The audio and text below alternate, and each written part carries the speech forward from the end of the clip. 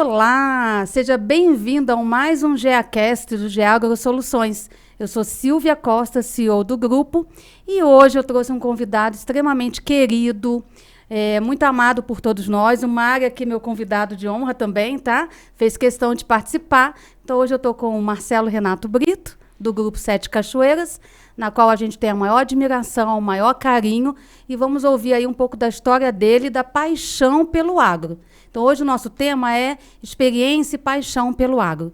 Seja bem-vindo, Marcelo, sinta-se em casa. É uma honra para a gente recebê-lo. Mário fez questão de estar aqui, cancelou as agendas dele para estar aqui com você, que você é muito querido nosso, né, de longa data. Seja bem-vindo. Muito obrigado. E é recíproca essa relação, né? Então, eu fiquei muito honrado de ser convidado. É o nosso primeiro cliente convidado, tá? Especial. Isso. Muito bom. Já sofremos muito, né, Marcelo? Noites e noites em planilhas agora. Marcelo, eu vou pedir para você contar um pouco da sua história, tá? Mas antes disso, eu vou ler o seu currículo aqui, tá? Tá bom. Deixa eu ler seu currículo. Então, Marcelo Renato Brito, né? Formou em engenharia mecânica, passou de primeira lá no vestibular, né, na UFMG. Você vem de Três Pontas, né, família de Três Pontas, famílias do agro, né, por parte de pai, por parte da mãe. Uma vez formado, você trabalhou 2 anos na construção e operação da Usiba, né, Usina Siderúrgica da Bahia. Depois você trabalhou 34 anos no Grupo Magnesita, maior empresa produtora de refratários da América, fornecendo produtos para siderurgia. Participou e liderou o desenvolvimento de um novo modelo de negócio, fornecendo produtos e serviços num único contrato a custo variável, faturando R$ por tonelada de aço produzido. Depois trabalhou mais 8 anos como diretor de RHI no Brasil, maior produtora de refratários do mundo ocidental, com sede em Viena, Áustria, com fábrica em 22 países, né? É pai do Renato, esposo da Mariângela, com quem teve o André, e avô da Yasmin e do Theo. Isso mesmo. Isso. Agora eu vou pedir para você contar um pouco da sua origem, né? Dos seus pais. Você é originário de Três Pontas, depois você foi ganhar o mundo, né? E foi para o lado da indústria, e depois voltou, né? Nunca deixou o pé do agro, né? Então sempre esteve presente ali. Queria que você contasse aí desde a tua infância, sua juventude, sua ida para a faculdade, sua experiência profissional, que é maravilhosa, né? E contar um pouquinho da sua história. Tá bom. Vamos lá, então. Bem, eu nasci em Três Pontas, meus pais nasceram em Três Pontas. A família do meu pai, eles foram produtores de usinas de açúcar, né? Meu bisavô implantou a primeira usina na região aqui. Depois meu avô, meu pai tiveram outra usina de açúcar também. A família, depois que meu pai, no período da guerra, eles tiveram grande dificuldade de transporte de açúcar, eles tiveram uma dificuldade financeira muito grande. Eles continuaram a produção de açúcar. Mas a família do meu pai continuou, os primos dele continuou produzindo açúcar na usina Boa Vista por muitos anos, até que na crise do Proálcool eles descontinuaram também, né? Bem, já a família da minha mãe produz café certamente há mais de 100 anos. Eu tenho certeza disso, porque eu tenho uma tia, a Riqueta Miranda, que fez 100 anos agora em janeiro, é produtora de café. E inclusive foi homenageada aí na última revista aí da Cocatrel, está lá. Então você vê, o meu avô já produzia café, então com certeza mais de 100 anos eles já produziam café. A minha infância foi em Três Pontas, é uma infância sempre muito na rua, muito esporte, né? Futebol, natação, todas as férias da fazenda, peão, enfim, era uma atividade muito intensa, né? A gente tinha, como criança naquela época, muita liberdade, né? Sem restrição, não tinha televisão, então era realmente, a interação era muito forte. Sem internet, né, Marcelo? Sem internet. Depois que veio a televisão já estava grandinho já, né? Bem, aí eu fiz o grupo Três Pontas, ginasial em Três Pontas, fui bom aluno, ganhei medalhas em Três Pontas. Aí fiz o primeiro científico em Varginha, no Colégio Marista, depois fui para Belo Horizonte, o segundo no Colégio Arnaldo, e o terceiro foi o primeiro vestibular que eu fiz, foi para o Colégio Universitário da UFMG. Aí passei no Colégio Universitário da UFMG, posteriormente veio o vestibular, eu passei na PUC. E A PUC era uma escola particular, né? Cobrava.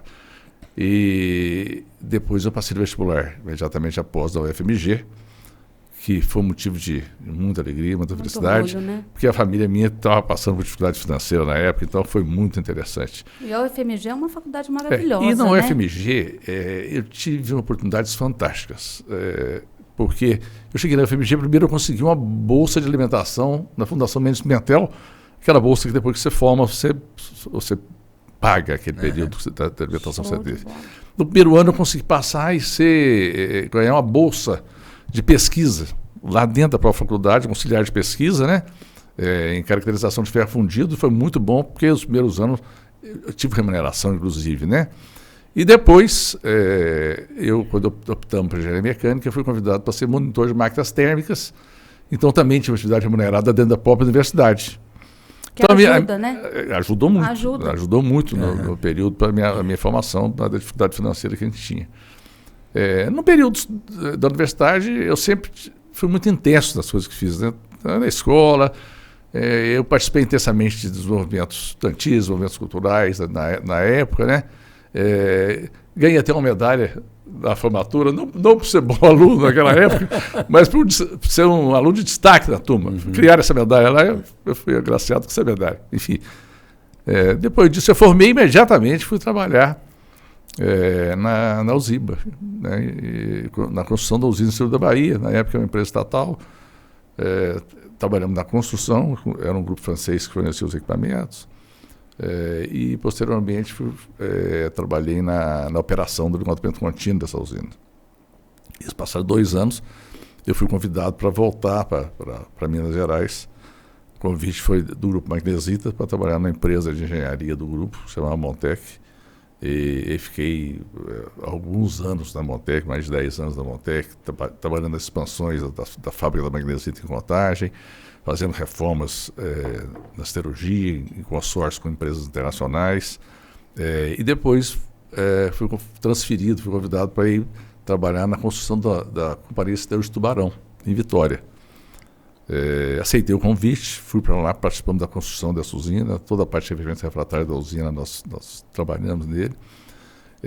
Terminada a construção, a Magnesita, que era dona da empresa de engenharia, me convidou para, se eu queria continuar lá em Vitória, criando uma gerência regional para atender o mercado siderúrgico e metalúrgico do Espírito Santo e da Bahia.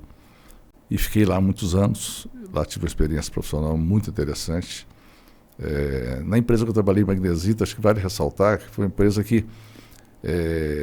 cujo dono, né, ele era um engenheiro metalúrgico formado nos Estados Unidos.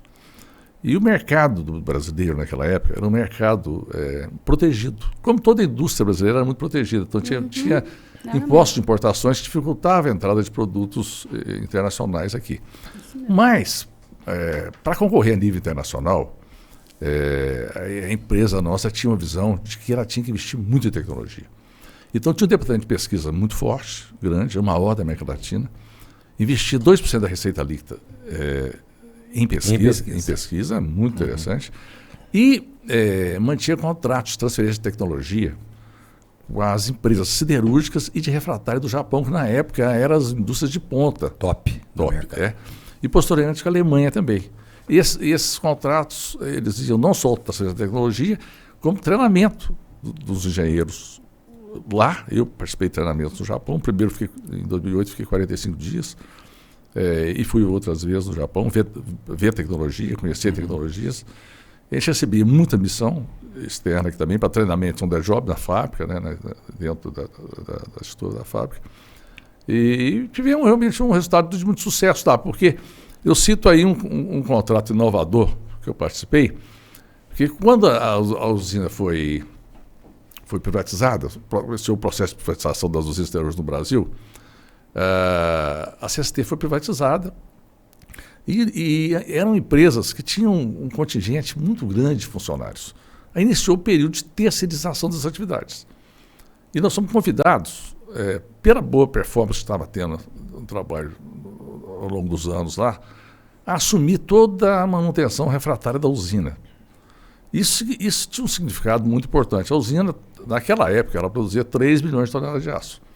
A gente fornecia aproximadamente 3 mil toneladas de refratário ano. Era uma quantidade considerável, mensalmente, né? Era uma atividade muito intensa. Assumimos essa manutenção e o contrato foi desenvolvendo muito bem.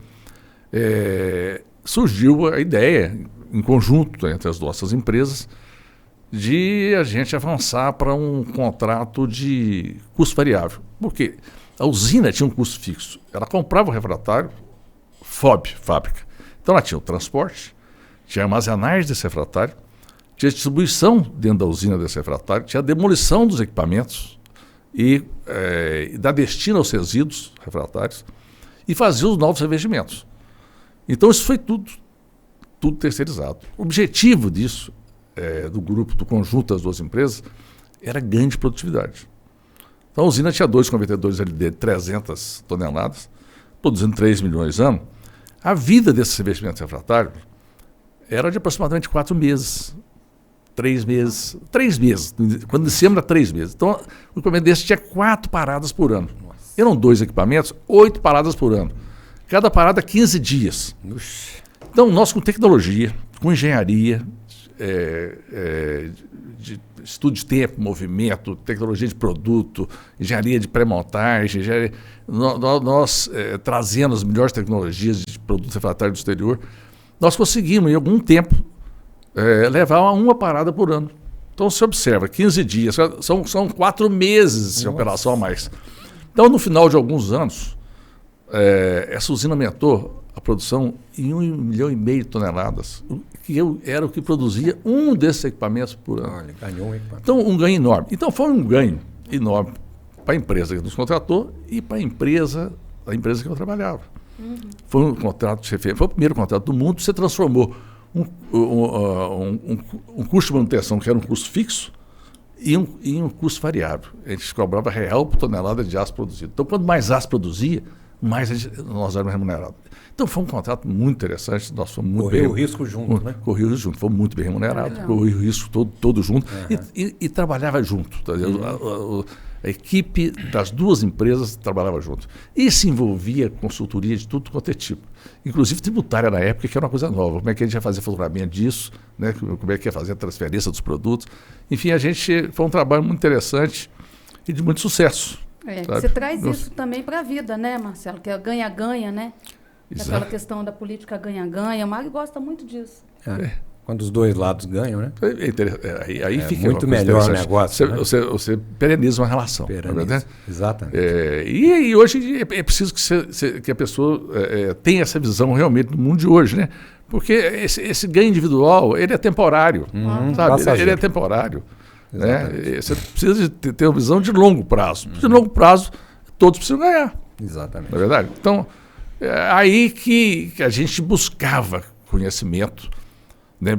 Trabalhava com muita consultoria, né? Internacional, nacional também, tá certo? Na parte de gestão, muita consultoria americana, né? Busale, KPMG, no Brasil, todas elas, né? Fundação Cristiano Antônio, Fundação Dom Cabral, FDG, consultores independentes, né? E mais essa assistência técnica também internacional. Então, a gente é muito envolvido na questão permanentemente de melhoria contínua. Legal. Sabe? Então, essa foi a primeira fase da minha experiência lá no Espírito Santo, né? E as 7 Cachoeiras? Bem, depois, um pouquinho antes de chegar nas 7 Cachoeiras, eu com esse sucesso desse resultado desse contrato lá, eu fui transferido para Belo Horizonte para cuidar do mercado siderúrgico nacional e depois até o mercado da América do Sul. E a empresa magnetista tinha fábrica, até 3 fábricas na Argentina, eu fiquei responsável. Então, eu fui responsável pelo mercado. Só foi aumentando a responsabilidade. Aí você me perguntou, e as 7 Cachoeiras? Quando eu morava em Vitória, e meu irmão é médico aqui. E ele já era médico produtor rural. A minha família toda é produtor rural, ele já quis logo ter uma fazenda. E foi passar as férias comigo lá e me convenceu que queria comprar uma outra fazenda de um cunhado dele, que queria vender de uma herança da mulher. que eu devia ter a sorte dele. E aí, dias e dias conversando, e na praia, cerveja. Acabou me convencendo a comprar uma fazenda. Eu comprei metade da fazenda ali em Campanha. E aí começamos. Evidentemente que a gestão dele, que eu via muito pouco aqui, eu via uma vez por mês. Aí começamos com a sociedade, depois era fazenda em Campanha essa fazenda. Depois compramos a fazenda Sete Cachoeiras. E a Sete Cachoeiras tem uma passagem interessante. Que nós compramos a fazenda, era de uma família, que eram 9 irmãos ou 8 irmãos, um único homem, era um engenheiro mecânico também, trabalhava até Chaco, de Três Pontas, Luiz Fernando Reis. E compramos a fazenda em Três Pontas. Antigamente, Mário, comprava a fazenda a moeda era café, sacas de café. E compramos sacas de café, demos uma entrada, depois acho que tinha 2 ou 3 pagamentos. E eu estava em Vitória. Tivemos uma geada de 94, a famosa geada de 94. Queimou tudo. Aí, ele impressionante, ele me telefonou, falou, Marcelo, eu soube da geada em Três Pontas, ele morava em São Paulo, que arrasou a cafeicultura lá. Eu quero te dizer o seguinte, vamos postergar esses pagamentos, não tinha correção, estabelece uma forma de correção, talvez poupança, e a gente continua sem problema. Eu falei, não, muito obrigado, porque a geada não atingiu minha fazenda de Campanha, que é a fazenda que ia produzir café. Mário, passados uns 2 ou 3 dias, a fazenda, a altitude de 900 metros, queimou completamente, destruiu a fazenda. Então, assim, aí eu liguei para ele e falei, agora eu aceito. Realmente não tenho saída. Fizemos uma revisão. Olha, a pessoa, antigamente, é muito interessante, que a pessoa é muito bondosa também, e postergamos por 7 anos foi feito esse pagamento. Aí deu fôlego para a gente continuar investindo, renovar lavouras e fazer outras aquisições. E aí as coisas... Chegou na hora boa, você chegou no ano da geada. Cheguei logo depois da geada.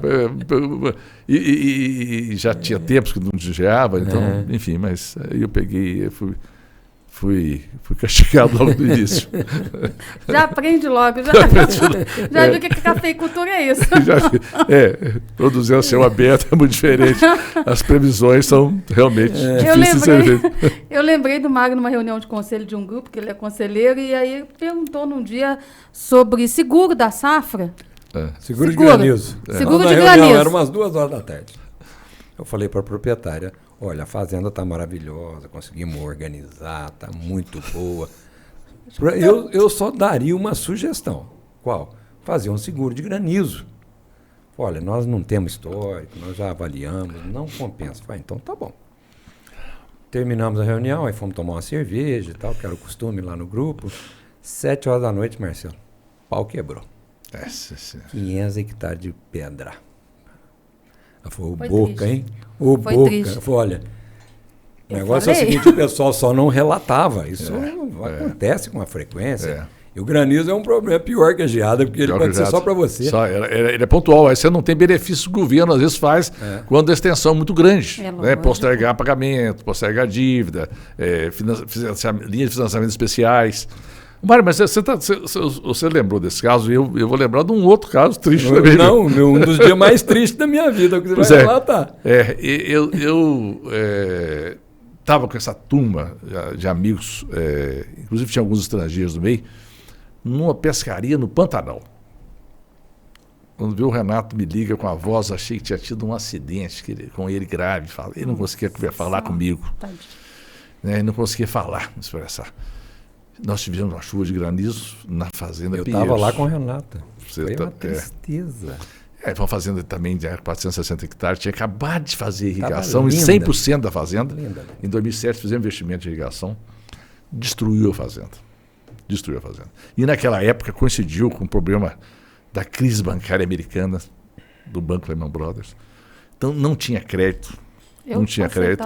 Era um evento localizado. Então não tinha linhas de financiamento. Eu, para sobreviver, contei com a ajuda de 2 grandes amigos meus que me emprestaram dinheiro, tiraram a aplicação deles, eu remunerei a mesma remuneração que eu tinha no banco. Eles tinham muita confiança comigo, muita confiança, uma relação de muitos anos. Foi que eu consegui me reerguer. Esse dia eu lembro muito bem. Eu estava em Alfenas, o Renato me ligou, Mário, vem aqui na fazenda. Eu fui. Foi um dos piores dias da minha vida. O Renato fazia falar. A fazenda estava linda. Mário, olha só. Eu falei, não, calma, nós vamos dar jeito e tal. Vamos visitar seu pai. Né? E depois, com muito trabalho, a gente foi reconstruindo, né? Mas, assim, o agricultor tem que ser muito resiliente, né? Muito resiliente, muito. Então, esses dois foram os dois eventos muito fortes. Aí você falou em seguro. Depois dessa chuva de granizo, eu comecei a fazer seguro todos os anos, de geada e de granizo. Exato. E tivemos vários eventos que foram repetindo em escala menor, mas sempre tendo algum evento com mais... A frequência continuou ocorrendo assim. Falava que era a cada 10 anos, não? Não, a frequência de uma geada forte era a cada 12. Isso. Mas do granizo começou... O granizo começou a aparecer mais. De 8 para cá começou a ser mais frequente. Menores, mais frequentes. Então, todo ano tinha problema. Né? E o seguro ele cobre pelo menos a produção do outro ano, né? Depende da intervenção que você faz na lavoura, né? O seguro normalmente dá o seguinte: o seguro do granizo, se é um dano leve, eles pagam o tratamento fitossanitário. Fitossanitário só. Se é um dano mais severo, que precisa ser feito o esqueletamento, ele paga um valor X para aquele esqueletamento. Você contrata um valor por hectare, e ele tem um percentual em cima da intervenção que você faz. Então, e se for uma recepa, se for o caso de uma recepa, aí o valor é maior um pouco. 75% do valor contratado. Então, aí, a partir dessa data, nós não deixou de fazer seguro mais. Seguro. E este ano, né, do ano passado, nós tivemos essa geada novamente forte e nos atingiu fortemente. Nossas fazendas foram atingidas em 75% da área produtiva. Gente, eu vou pedir para colocar umas fotos, Maria. Não é de geada, tá? É da Fazenda Linda. Não vai trazer mais recordação. Não, coisa boa, coisa boa. Mas eu acho, Marcelo, continuando o que você está falando, né? O seguro tem que estar no custo. Isso aí. Eu procurei umas fotos suas. Isso aí é o pessoal da Luiz Dreyfus, do centro, aí o diretor. Aí, tá com os filhos, né? Marcelo André, Pedro. Renato. A Yasminzinha. Yasmin, aí a Fazenda Sete Cachoeiras. Isso. É onde eu me resido hoje. Que bacana. Isso, essa nós tomamos até uns vinhos já tomamos muitos vinhos lá. Já trabalhamos até meia-noite, todo mundo sendo uma planilha de Excel. Pode passar a próxima. Borém. Olha que coisa mais linda, gente. É linda a fazenda, né? Realmente. Pode passar mais uma. Olha que coisa mais linda. É linda, gente. Não vamos falar de... Olha que beleza que tá aí, ó. Mas faz parte da vida, né? O cafeicultor ele tem que saber disso, né? Que tem... Pode passar mais uma. Agora o Marcelo entrou em cereais também, né? Entramos em grãos. Faz uns 3 anos, Marcelo? Não, já faz... Acho que 4 anos, mais ou menos. 4 a 5 anos. Uns 4 anos produzindo. Nós compramos uma fazenda tem uns 5 anos. E tá forte também, né, em cereais. Nossa área não é muito grande, mas deu para comprar um módulo completo da John Deere aí para a gente trabalhar e está tendo um bom resultado. Eu estou pegando um momento bom de mercado, né? É soja ou milho? Nós plantamos a soja, principalmente soja, era só soja no início, e milho na safrinha. Agora passamos a plantar, por problemas de combate a pragas, né? Soja e milho no verão e milho na safrinha. E estão plantando também aveia para melhorar mais, para melhorar o solo, né? Planta para cobertura de solo. Aí eu coloquei essa foto aí, que são nossas equipes. Equipe Sete Cachoeiras, equipe GA. Que bom. Equipe do Gustavo. Tem mais uma também, ó. Isso aí é de longa data, né, gente? Nossa, Olha lá, o Mário... André, Renato, Fernandinho, o pessoal da equipe. Tatiana está. E eu fechei com uma foto, acho que sua aí, ó. Esse aí é recente, viu?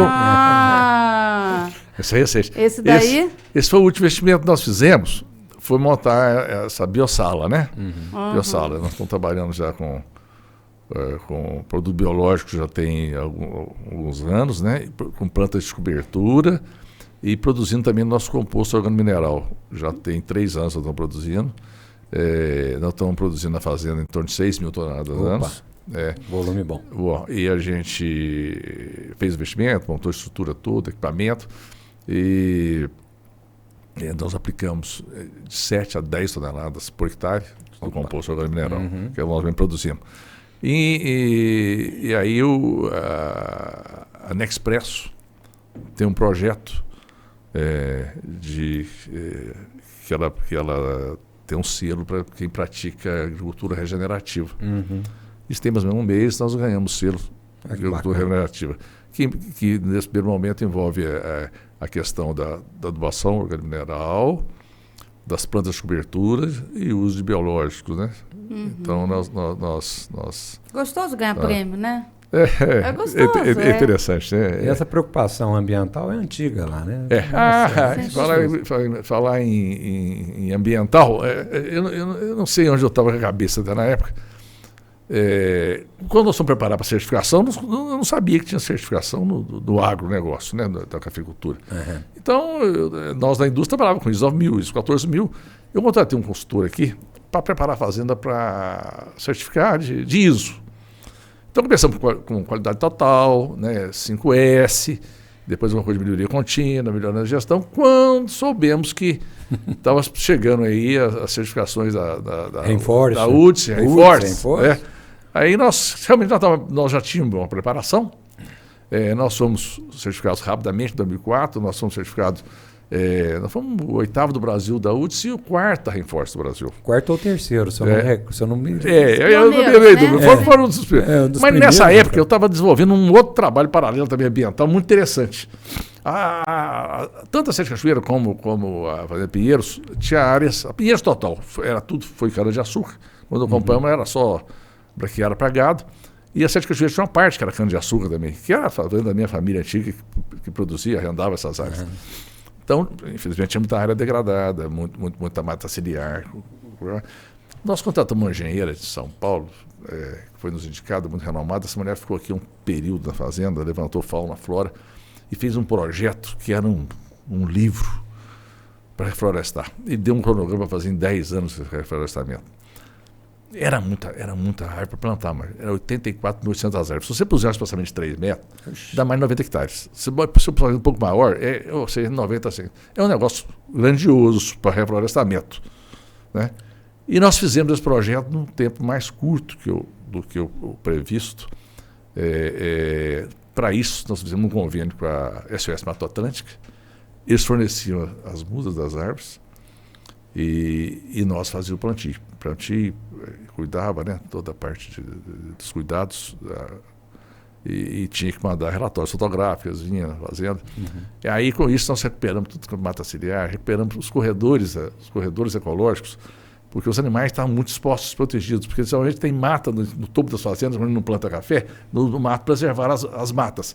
E lá embaixo, onde no curso da água, na parte de baixo da fazenda, que tinha água, né? Então, para os animais tinha que atravessar ficava muito exposto. Então, fizemos corredores, vários corredores, né? Com isso, a fazenda, em termos de animais, essa semana nós temos fotografia de lobo, tem fotografia de veado, Quartinho invade a região lá toda, enfim, a quantidade de animal que ficou impressionante, a recuperação foi... Então fizemos esse projeto, na época fizemos um trabalho interessante também, era muita árvore para plantar, fizemos fazer um projeto educativo, aí chamávamos os alunos das escolas municipais, tanto urbanas como rurais, de Três Pontos, Campos Gerais, para plantar, colocar o nome dela das árvores, né? Bacana, né? Então foi um negócio muito interessante. E depois fizemos, ainda na questão ambiental, um outro fato interessante. Essa fazenda Pinheiros, que na época ela tinha 460 hectares, que foi irrigada, a Delta Vintes que foi o segundo maior projeto que ela implantou de uma única vez.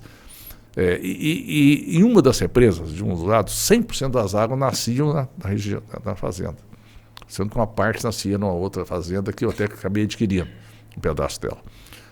E do outro lado, a outra represa tinha parte das nascentes que estavam lá.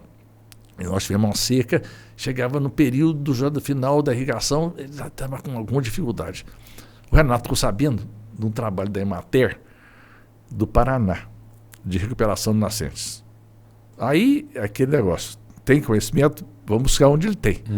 Aí conseguimos com a Emater trazer um técnico aqui por uma semana, e recuperamos 19 ou 20 nascentes. Não tivemos, a partir de então, mesmo com as secas de severas de 14 a 17, tivemos problema de irrigação. Então, com a recuperação e reflorestamento. Então, isso aí, para nós, né, ficou comprovado um retorno desse investimento que nós fizemos lá. Na época, nós nem imaginávamos que ia irrigar a fazenda. Né? Show de bola. Marcelo, você colocou esse contato estreito aí com o Japão, viagens, essa cultura. O que dá cultura? Você já falou alguns insights aí. Questão de produtividade, melhoria contínua, produtividade, mas o que você pode falar que você, da cultura oriental aí do japonês, você, vamos dizer, usa na sua vida aí profissional na fazenda? O Mário também vem dessa cultura aí de melhoria contínua. Nós vivemos isso, né? Aí o que acontece, no Japão, são as coisas interessantes. Você fez uma pergunta que eu lembrei agora até da período da Covid aqui. Em 2008, quando pegava o trem, o metrô lá no Japão, via muitas pessoas de máscara. A pessoa que tinha algum sintoma de gripe, a pessoa usava máscara. Então era comum isso lá na época, e aquilo até impressionava a gente. Outra questão é a limpeza. Você não via lixo, ponta de cigarro, nas usinas, na rua, em lugar nenhum. Né? Depois que a gente ficou sabendo, até aqui, por exemplo, na época da Copa, que os japoneses limpavam. As escolas japonesas não têm faxineiros. Oh, que show. Quem faz a limpeza são os alunos e os professores. Então, essa questão da organização, da pontualidade, dessa busca por produtividade, isso tudo a gente aprendeu muito lá, viu? E traz, né? Tudo que é coisa que a gente aprendeu muito lá e que fica gravado na vida da gente, né? Agora, quando você contou aí a sua história de indústria, né? Eu dei aula de administração da produção para os meus alunos de administração, então eu adoro um chão de fábrica mesmo, adoro PCP, só que a gente sabe que o chão de fábrica é tudo variáveis controláveis, né? Tá tudo ali. E aí a gente pode falar que a fazenda é um chão de fábrica a céu aberto, né? O que da indústria, vamos dizer, que a sua formação de engenheiro, você levou para Sete Cachoeiras? Essa obsessão por inovações, nós fomos os primeiros assim, a investir em vários equipamentos, né? Mas, por exemplo, as análises de retorno de investimentos, payback, aquilo foi tudo para o espaço, né? Porque você fazia o cálculo de payback, aí vinha uma chuva de granizo dessa aí, se jogava para... Eu acho que o único cálculo que deu um bom resultado foi quando eu investi na usina solar. A usina solar estava acompanhando já esse investimento há algum tempo, aí estava o prazo de pagamento, o payback, estava 10 anos, passou para 7 ali e pouco, ele está muito alto ainda, blá. Aí aproximou de 5 anos, aí vamos fazer o primeiro investimento em 2017, 2018. Aí, na hora da partida da usina, a CEMIG promoveu um aumento da energia de 28%. Esse payback veio para cá. Então, aí eu animei, falei, agora não tem mais tudo, vamos fazer a expansão dela e vamos construir mais. Aí fizemos a expansão dessa usina 2 anos depois construímos mais 3 usinas. Hoje nós somos autossuficientes de energia elétrica, energia limpa, né? Que bacana, né? Então, mas aí valeu isso tudo payback, mas os outros casos da área agrícola realmente é difícil você investir, né, para ver o payback. Primeiro, o preço de um commodity é extremamente variável. O preço de café sempre variou demais da conta. Então era difícil você determinar a receita que seria ter. A produtividade é difícil por causa do problema de intempérie.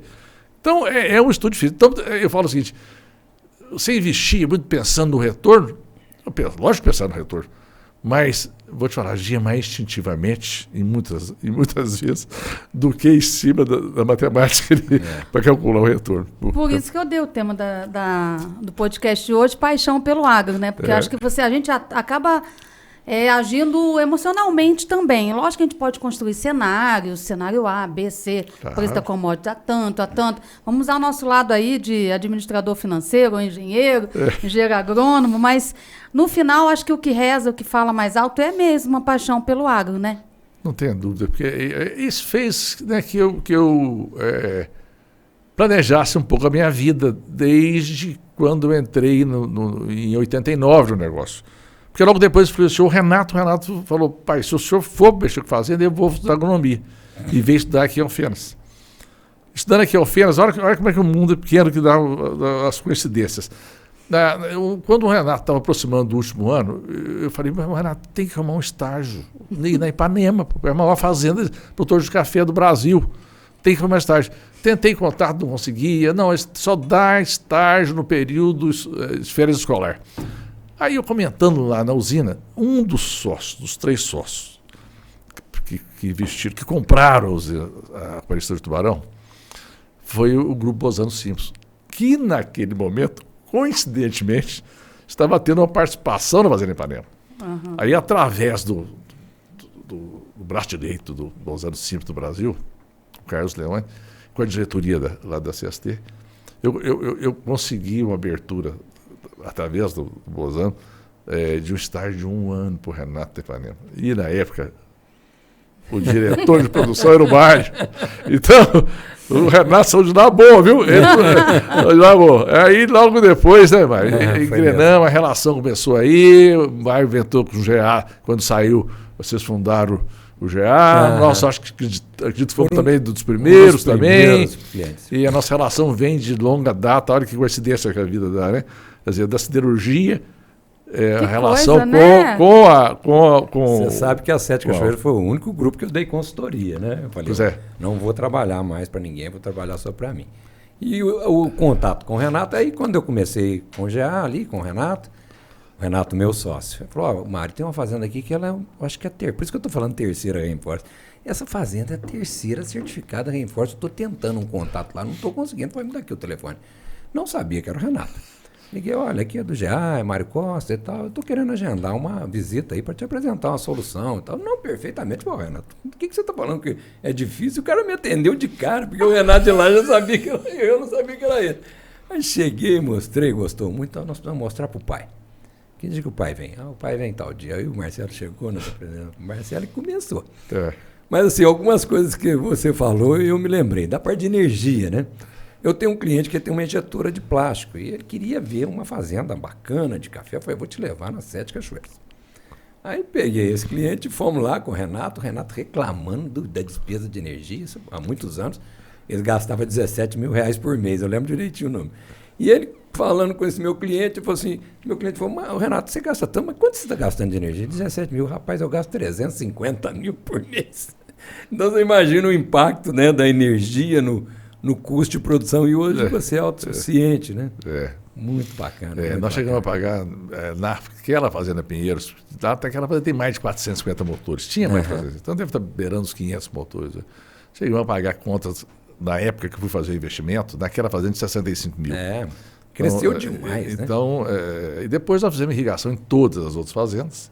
E a parte do centro de serviço ali também. E aí o centro de serviço fizemos um investimento grande em 2017, né? Ampliamos muito, fizemos aquele projeto de reduzir o consumo de água, e 90% reduzir o consumo de água. E a Yasmin falou que está construindo um escritório grande agora, né? Está finalizando. Estão construindo um escritório lá de 750 metros quadrados, um escritório grande. Estava comentando. E fizemos a pavimentação toda da fazenda, a entrada da circulação lá dela, deu mais de 10 mil metros quadrados de pavimentação.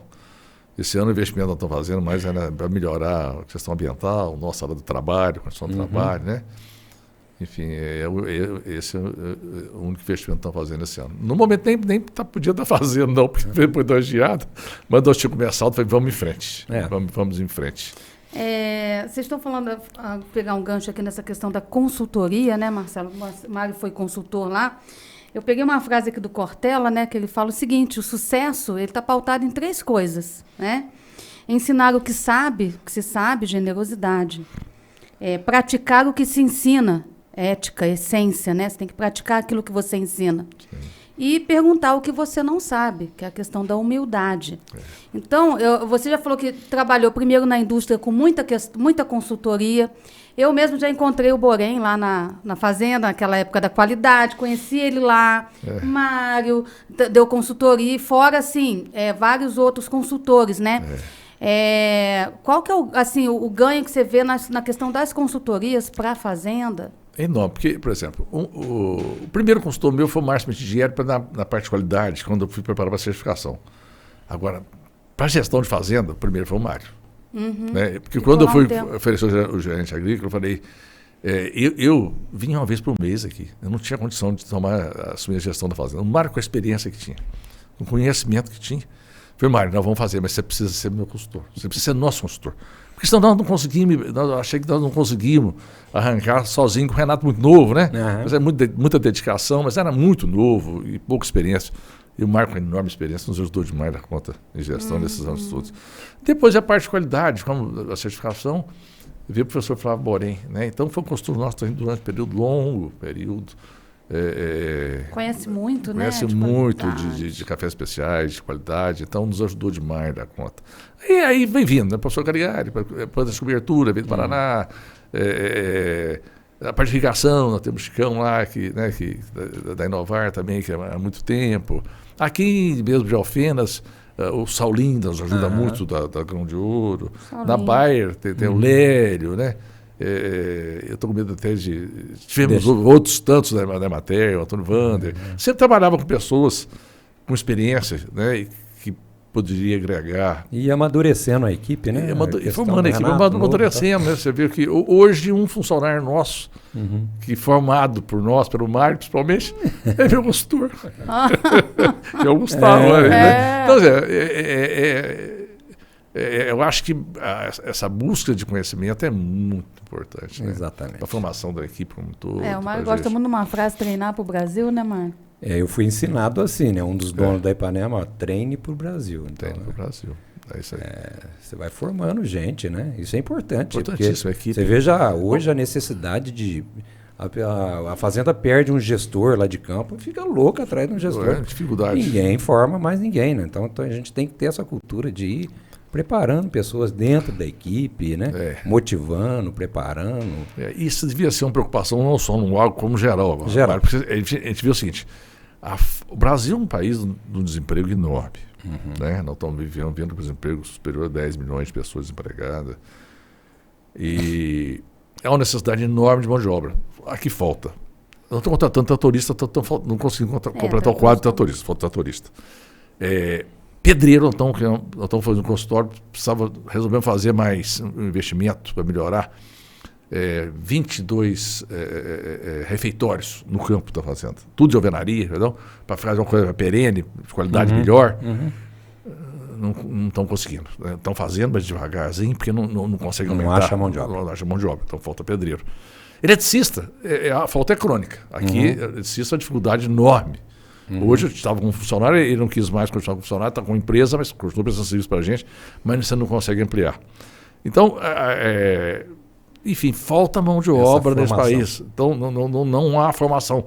É o outro problema que tem trabalhado muito na agricultura, até mesmo mão de obra. Nós tivemos agora um período de geada, a gente vinha trabalhando com a equipe dos 130 funcionários para aumentar essa equipe, porque por geada tem poda, tem desbrota. Aumentou muita mão de obra. Mário, a maior dificuldade se você é uma empresa que quer trabalhar dentro da legislação, né? Então, cumprir as leis trabalhistas e cumprir as obrigações da certificação, você não pode ter trabalhando sem registro. Ninguém quer registrar. Porque o cara está com seguro-desemprego. Até eu vi agora, essa semana passada, vi no Valor Econômico, que o setor da agricultura solicitou ao Ministério do Trabalho uma intervenção para ver se facilitava essa questão da pessoa que está tendo seguro-desemprego, se faça um contrato temporário, depois ele terminar e volta, entendeu? Porque não tem mão de obra, nem mão de obra para desbrotar. Então a falta de mão de obra é geral. E a colheita está aí, né? E a colheita está aí e um desemprego enorme. Operador de máquinas é difícil. Então, gestor então de fazenda, Mário, gerente de fazenda, é muito difícil. Nós trabalhamos muitos nossos hoje foram formados pelo Mário. Vários foram formados pelo Mário. A política do dono era essa. Então é uma coisa assim, para você empresário, que a gente passa, eu passo para todo mundo, ele tinha essa visão há 35 anos atrás, que não tinha nenhuma necessidade de tanta mão de obra assim. Verdade. Aonde tinha um, põe dois. Doutor Macir, mas nós temos que reduzir custo. Não, aqui não mexe. Nós vamos formar para o Brasil. Formou, né? Na tua fazenda. Na minha fazenda, inúmeros. Né? Você é custódio, passou até a filha dele trabalha com você lá, né? Quantos vezes, né? Um número enorme. O Ivo está lá, né? O Ivo continua lá, né? Então, é assim mesmo. São vários, né? Vários. Agora, Marcelo, um outro ponto que eu coloquei aqui, que eu vejo que aí vocês são o contrário, né? quando a gente conversa, às vezes, com alguns clientes, né, alguns produtores, os patriarcas, a sucessão familiar é um problema, às vezes, para a fazenda. Um é médico, outro é advogado, outro está em São Paulo, outro está nos Estados Unidos. Os filhos não querem dar continuidade ao legado do pai, né, que foi do avô e tal. Ou seja, é justamente o oposto, né? Tá o Renato, tá o André, Yasmin já envolvida no processo. Como que Outro dia o Mário falou assim, teve num cliente, aí estava o avô, o pai e o neto, né, Mário? E falou que o GA AgroSoluções, o sistema, o GA Master, ele atende desde do avô, que quer papel, até o filho que mexe na tela do computador, e o neto, que está só no aplicativo com o Power BI, que inclusive ele vendeu o sistema pra gente. Ele estava lá na cooperativa com o Power BI dele aberto. Rapaz, mas o que é isso aí? Aí ele falou assim, não, isso aqui é meus painéis, eu estou enxergando minha fazenda toda daqui. Mas aonde que é isso? GA. O rapaz era de Machado. Comprou o sistema porque ele viu o menino mexendo, né? Então a gente está aí atendendo com vários tipos de informação, levando informação de todos os jeitos para todas as gerações. Mas é um problema, assim, vamos dizer, de sucessão. A gente vê isso. É um problema enorme, né? E ele é maior quanto maior for o tamanho da família, eu acredito. Então a minha família é menor. Eu tenho 2 filhos e 2 netos, por enquanto, né? Então, nós conseguimos... é uma relação muito, muito forte, né? Familiar, muito contato. Né? Então, conseguimos motivar, primeiro, o André, que fez depois do Renato, né? Formou em engenharia mecânica, fez estágios na usina siderúrgica, podia arrumar emprego para ele em qualquer grande empresa brasileira, né? Que eu tenho amigos em várias empresas, né? Mas ele, conversando, ele optou em vir para cá, né? Então, saí da praia, vim para cá, os dois saíram da praia e vieram para cá. É difícil isso. Aí a Yasmin depois se motivou também e já está. Então, né? Mas beleza. Então, aí, a minha família, eu contei mais ou menos a história para vocês, né? A família do lado da minha mãe, produtores de café, foi uma família muito grande, eram 21 irmãos. A minha mãe, toda a família. Então, todos os produtores, a ascensão crescente. Sempre todos foram bem-sucedidos na cafeicultura, começando pequenos e foram crescendo. Hoje, eu tenho uma tia de 100 anos que produz ainda, os primos meus produzem. É uma família que, economicamente, teve uma evolução muito forte. Já a família do meu pai, que era uma grande indústria na época, a usina de açúcar era uma agroindústria grande na época, né? Eles vieram já no sentido inverso, descendente. E eu falei, nós temos precisando perenizar essa empresa. Né? Essa empresa precisa ser sustentável do ponto de vista econômico, para a família, e do ponto de vista ambiental e social. Exato. Então, e precisamos preparar já essa sucessão. Né? Então, eu também, com consultorias, conversando com amigos também que já tinham, mesmo de outras ramos de atividade, trabalhando com a formação de holding, contratamos um advogado tributarista e ele nos ajudou a constituir a holding. E agora nós estamos dando um passo adiante, contratamos uma outra empresa para nos ajudar mais na parte familiar, com psicólogo, né, Muito bom. Enfim, a gente está dando passos para que a empresa... Que a empresa familiar fique perene. Porque eu tive exemplos diferentes da minha família. Uma ascendeu, a outra descendeu. Uma descontinuou, a outra continuou com sucesso. Então, se a gente conseguir perenizar essa empresa, é muito interessante. Até, Mário, a entrada na área de grãos, a fazenda nossa foi comprada para produzir café. Café de altitude, como ela tem uma altitude maior, era café para produzir o café de qualidade melhor, de pontuação acima de 85 pontos. E nós hoje estamos limitados aqui a 83 pontos no café especial. Mas na época que nós compramos, e estava pagando a fazenda na época muito caro, né? Eu sempre acho tudo caro, mas é verdade porque é caro mesmo, né? Nós saímos o dinheiro do bolso, é caro. A procura que nós tivemos para arrendamento foi uma coisa enorme. A escritura da fazenda. Aí um fim de semana lá com o Renato, fomos tomar uma cerveja na casa dele. Eu falei, Renato, você não está percebendo uma coisa interessante? A procura é muito grande, esse negócio deve ser bom. Conclusão, procuramos. O Saulinho nos indicou o Marcelo Morelli aqui. Uhum. Aí fui convencido de que nós devíamos entrar no agro. Pegamos o carro, fomos para a feira em Ribeirão Preto, fizemos um investimento naquela época, 4 anos atrás, 5 milhões e meio, quase 5 milhões e meio de equipamento, marketing, e vejo o seguinte, que também, quando você tem umas intempéries fortes da agricultura, você ter a diversificação, ela é interessante. Tá? Sim. Até me disseram, um outro consultor também, Marcelo, presta atenção, às vezes a área mais baixa, se vale a pena, se está irrigado. Às vezes você combinar com cítricos que estão menos sujeitos a geadas, são mais resistentes. Então, a gente pegando informação, vai trabalhando isso, mas para o grão nós já estamos. Né? Então, eu acho que o grão a gente pode... Já é uma diversificação grande. Né? Marcelo, eu vi, acho que 15 dias atrás, uma reportagem do carbono neutro. Conta pra gente, que eu não conheço nada, desconheço desse assunto. Na pandemia, no início da pandemia, conversando com um amigo meu, e foi Marcelo que ele leu um livro interessante do Bill Gates, Como Evitar um Desastre Ambiental. A pandemia foi lá imediatamente, comprei o livro pela internet, li o livro, gostei, mandei para a Yasmin, li o livro, porque o Renato não ia ler, naquela correria dele aí, para cima, Yasmin lê. Fala alguma coisa pro seu pai aí. Aí, falei o seguinte, nós precisamos trabalhar essa questão. Como tentar uma certificação?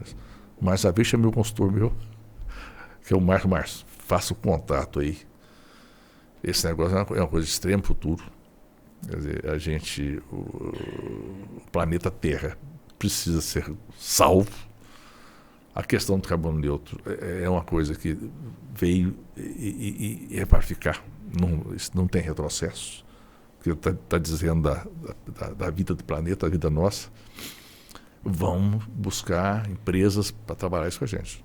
E ele se dedicou, ele também se dedicou.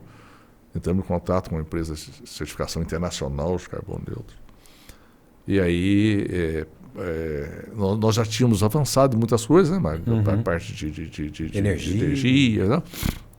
Aí é feito uma por essa empresa de consultoria, certificadora, tem um protocolo internacional, chama GHH Protocol, que é feito as emissões dos gases de efeito estufa. Que mede as emissões de CO2 para o uso de combustíveis na fazenda, óleo diesel, gasolina, blá, blá, blá. As emissões dos adubos sintéticos. Por exemplo, eu não sabia nesse livro que eu vivi que o óxido nitroso do nitrogênio, né, ele é 34 vezes mais poluente para fins de efeito de gases de efeito estufa do que o próprio CO2. Bem, então fizemos um trabalho todo aí, preparamos. E veio a certificadora, fez tem que ter uma planilha internacional que você tem que ser preenchida, verificada. E nós conseguimos a certificação, e a certificação é anual, você certifica para a safra. Então nós estamos safra 21, 22 certificados.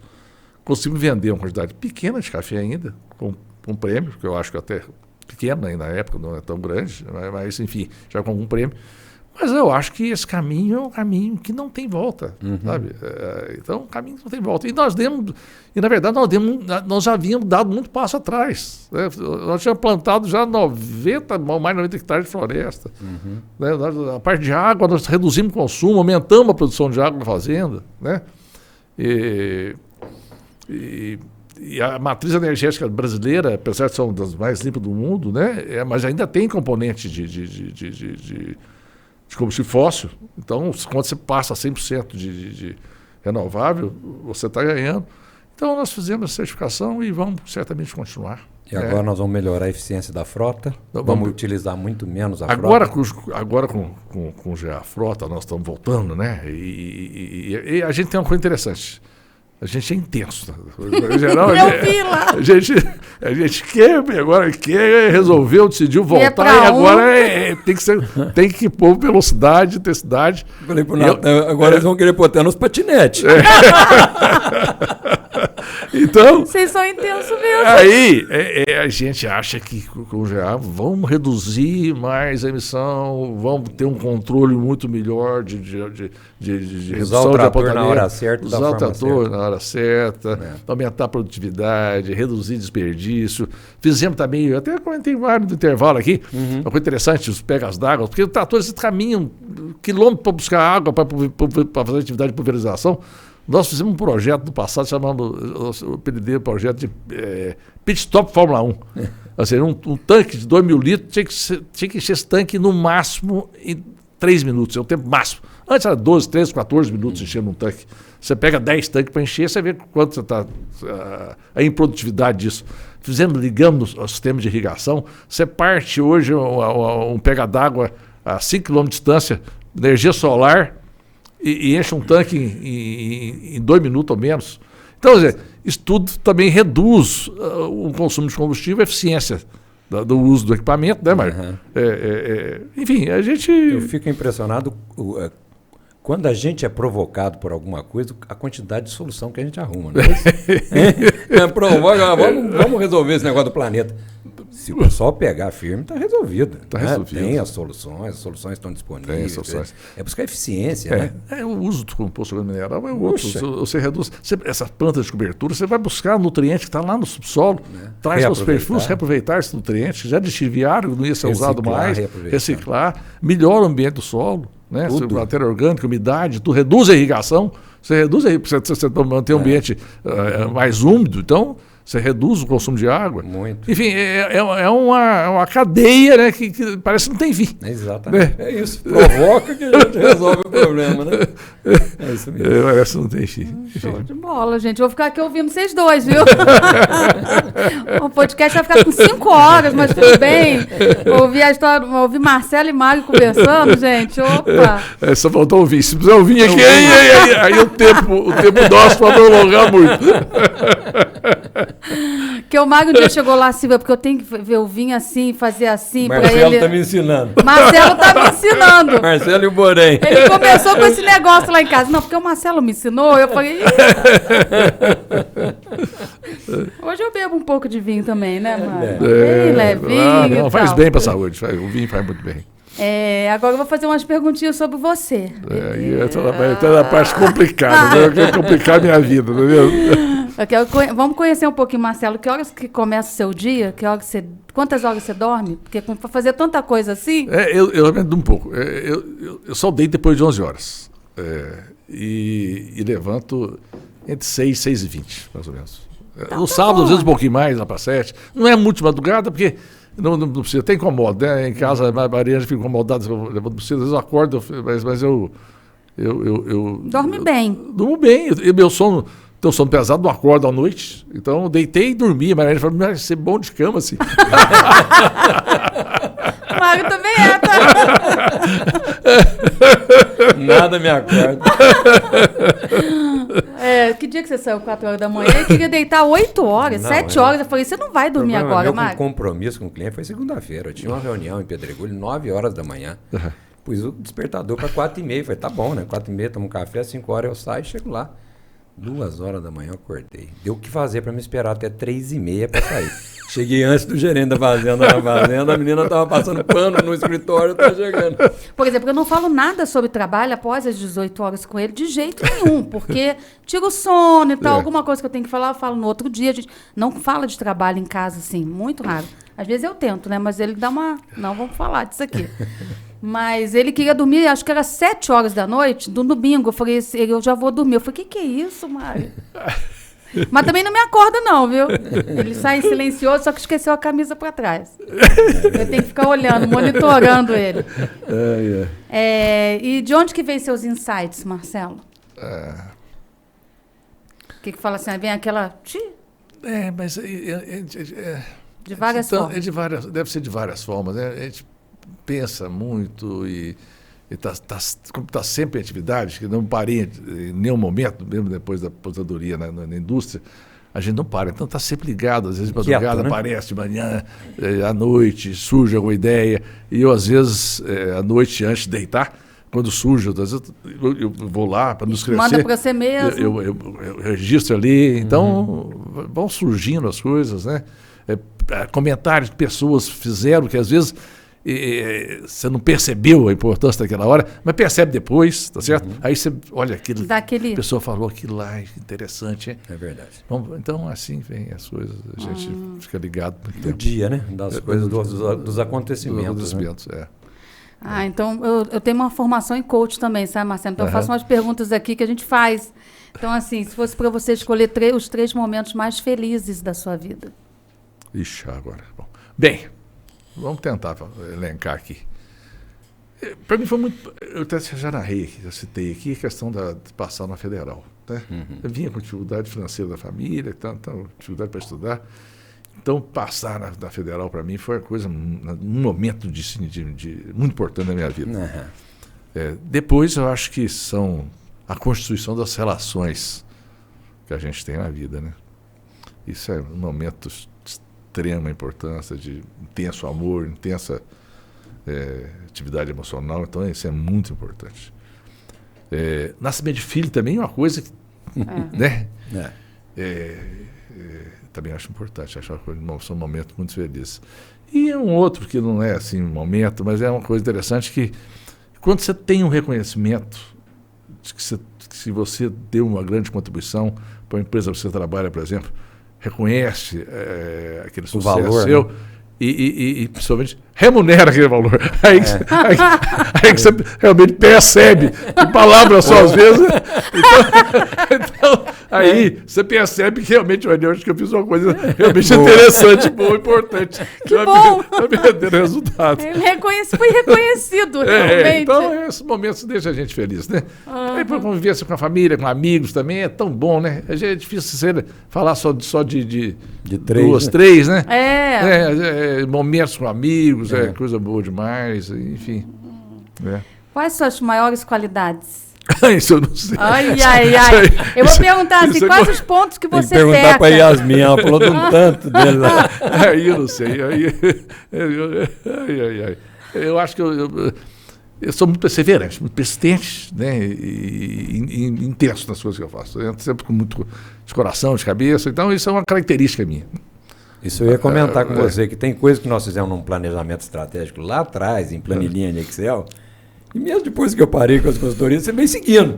Eu ia notando, está seguindo aquilo que nós combinamos lá atrás, né, sem nenhum acompanhamento, perseverança. Isso a gente... Demais. Assim, lógico, não tive tanto contato igual o Mário, mas, por exemplo, você é uma pessoa de pessoas, né? De relações. Muito. É isso? Sempre, acho que é sempre relação. De pessoas. Essa é a questão. O Mário também é de pessoas. Hoje eles falam muito o termo network, né? Então, tem um network bem ampliado. Muita gente, de negócios, de pessoas, de formações diferentes também, às vezes totalmente diferentes, né? Então, a gente tem uma relação... Qual legado você acha que já está deixando e que você gostaria de deixar? Nós estamos chegando no final, tá? Maria, se quer vir aqui falar, não sei se o pessoal... Às vezes eles levantam uma plaquinha para mim, hoje eles não levantaram, então eu não sei. E a Maria vai falar um negócio aí de compartilhe. Eu vou deixar aqui só um... Vem cá, Mary. Antes da Maria e depois da Maria, viu? Isso aqui eu já vou entregar. Agora, o que eu tenho que falar pro público, Maria? Primeiro, você não perguntou do legado? Ele vai responder depois. Ele vai responder já. Só um minutinho. Porque eu tenho mais um agradecimento aqui para fazer para ele. Sigam o nosso canal, né, de Agro Soluções no YouTube. Ative as notificações, o sininho. Sigam nossa página do Instagram também, de Agro Soluções, para mais episódios, que esse está muito bom, inclusive, também. Eu escrevi lá no roteirinho, né? Eu falei, prepare o lencinho, né? Prepare o lencinho. Mas assim, qual legado você gostaria de deixar? Você acha que já está deixando? Você... eu tinha pensado numa outra pergunta também, que eu esqueci de fazer. Já vai me complicando, né? Cada vez mais, né, Marcelo? Mas quando você era menino lá de Três Pontas, você chegou a imaginar que você se tornaria esse profissional, esse homem que você é hoje? Eu preciso contar uma pequena história, se tiver tempinho. Né? Bem, na família do meu pai, eu tinha um tio que formou engenharia mecânica. E esse tio vinha tendo uma carreira de sucesso, né, como engenheiro mecânico. E ele faleceu num acidente automobilístico. Trabalhava até na fábrica Fábrica Nacional de Motores, lá no Rio de Janeiro e tal. E aí, interessante que a minha avó reunia os netos lá todos e falava, olha, o anel do tio Lulu, a senhora de Lulu é Luiz, né? Vai ser para o primeiro neto que for mais engenharia. Eu não sei se isso me influenciou ou não. O irmão maluco aquele anel. Eu não sei. Aí o meu irmão mais velho, que poderia ter feito engenharia, optou por medicina. E eu fui para engenharia. Eu tinha bastante habilidade em matemática. Então já vinha também. Não sei, então, aí isso me despertou também para engenharia. Acredito ter me despertado, né? Bem, aí fui fazer engenharia.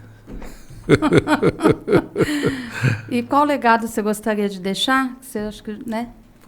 Bem, você já falou aí, a questão de toda essa inovação tecnológica. Tem tanta coisa que eu já ouvi. Nossa Senhora. Então, ele já falou bastante coisa, mas... Eu acho que agora o legado é o seguinte. Primeiro, eu quero ainda continuar trabalhando um pouco, porque esse negócio de aposentar, não está... Não tem graça. Eu vou reduzir a atividade minha, não quero estar mais na função executiva. Os meninos estão preparados para assumir essa função executiva. Né? O Renato já vem fazendo isso há muito tempo, o André dos poucos anos que ele está aí, 5 anos, já está saindo muito bem também. Né? Então, eu acho que o legado é conseguir deixar uma família unida. Né? É verdade.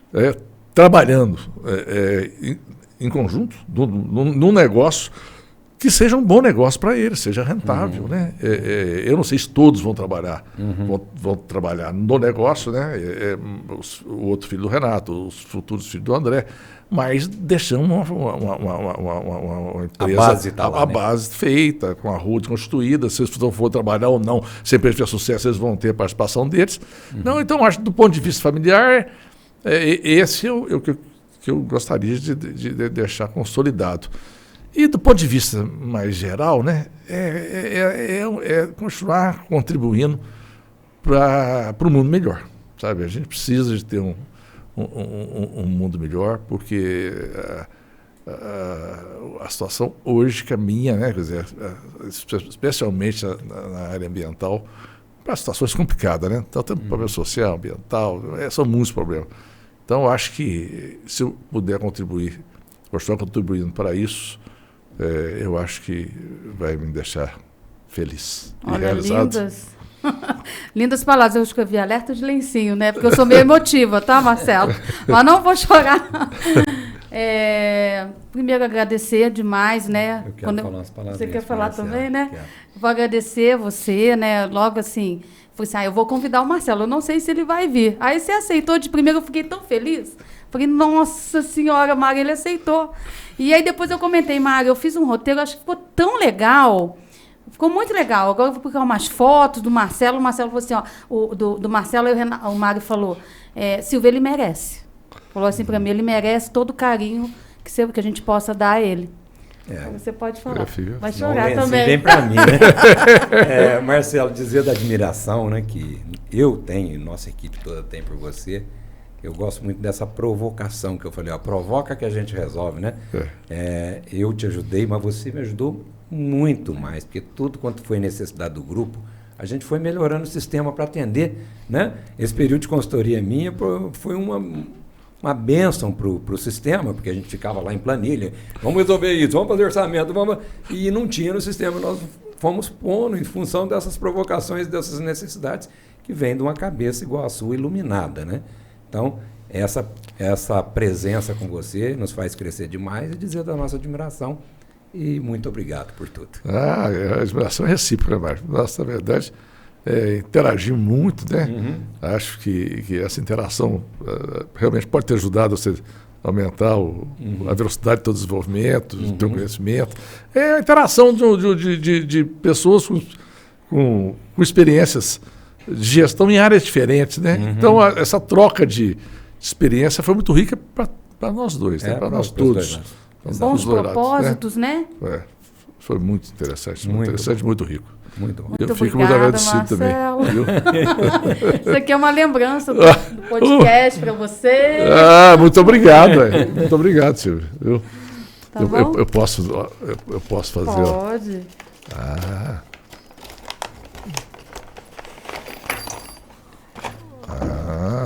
Tem uma caneca aí do GeaCast. Dessa aqui? Só que a Então, gente é dessa aqui? colocou... É branca. Então, eu vou abrir, então. Se é diferente, eu vou abrir. A gente diferenciou um pouquinho. É assim mesmo, né? Pode aí. Eu não quero rasgar. Aí. Que linda. Os nossos convidados, tá bom? Linda, muito bom. Muito obrigada de Eu que coração. agradeço muito também você pela oportunidade, pelo momento de encontrar vocês novamente. Fazia tempo que nós nos reunimos, né? Verdade. Então, acho que foi muito interessante o nosso encontro. Eu agradeço também Nós essa temos um oportunidade. projeto de fazer encontros virtuais. Tá? Você vai ser convidado, com certeza, para a gente trocando essas experiências entre os clientes. Tá? Então, Sim. a nossa área de inteligência está cuidando disso para a gente fazer encontro virtual. Acho que vai ser muito bacana. É muito bom esse encontro presencial. Pô, quem quisera eu poder fazer isso sempre, né? Mas você sabe como é que são as agendas, né? Tanto a tua quanto a minha e Silvia. Então a gente está com um projeto agora de começar a fazer alguns encontros virtuais. Aí eu vou te avisar. O primeiro agora vai ser colheita, Vai ser pós-colheita, porque tá cuidados na com a hora. colheita. Interessante. Fazer virtual para a gente poder estar mais juntos, né? Muito Nem que bom. seja a distância, mas estar mais Vamos juntos, sim. né? Não, com certeza. Tá bom, gente? Muito obrigada aí a todos. Obrigada, Marcelo, Mário. Um abraço, gente. Também agradeço a Obrigada. vocês. Até mais. Tchau, tchau.